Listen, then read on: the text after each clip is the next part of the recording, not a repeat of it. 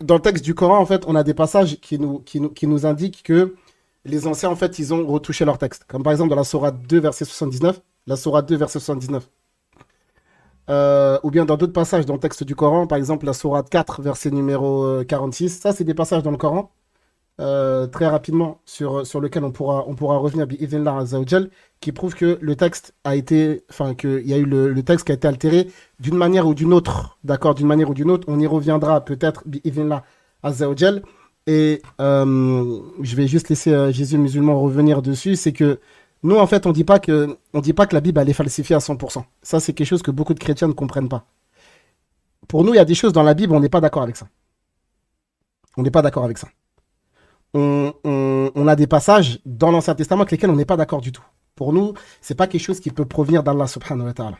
Mais ça ne veut pas dire que de base, on n'est pas d'accord avec tout. Il y a des choses avec lesquelles on est d'accord et c'est la majorité, l'extrême majorité, l'immense majorité du texte. On est d'accord à 200% par rapport à ça. On n'a aucun problème.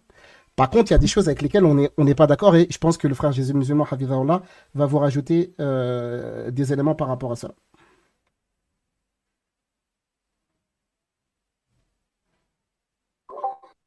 Oui, en fait, c'est que, barakallahu fik, Ismaël, c'est que, en fait, il faut partir déjà dès le début. C'est que la Bible elle-même ne se prétend pas être la parole de Dieu.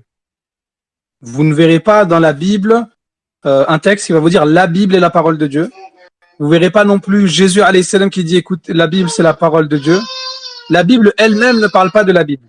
Donc partant de ce principe-là, eh bien, la Bible c'est simplement une compilation de plusieurs auteurs. Dedans il y a du vrai et dedans il y a des commentaires, des ajouts.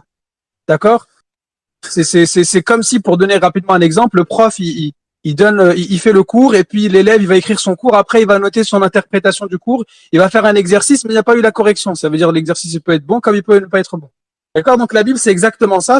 Il y a des paroles divines, mais il y a aussi beaucoup d'explications, des notes géographiques, des interprétations, des généalogies. Il y a du vrai et du faux. D'accord?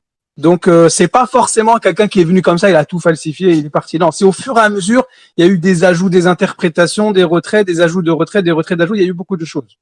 D'accord? Donc c'est ça qu'il faut savoir. Maintenant, comme il a dit le frère Abdullah tout à l'heure, nous, ce qui nous garantit la véracité des passages bibliques, c'est ce qui est conforme justement au Coran, tout simplement. Ce qui est conforme au Coran, eh bien c'est authentique. Maintenant, si dans la Bible c'est indiqué, par exemple, que Jésus a été crucifié, eh bien là, on sait que c'est faux, puisque le Coran il dit ni tuer ni crucifier. Et la Bible elle-même déjà comporte beaucoup de difficultés sur la notion de la crucifixion. D'accord? J'espère que j'ai répondu à la question.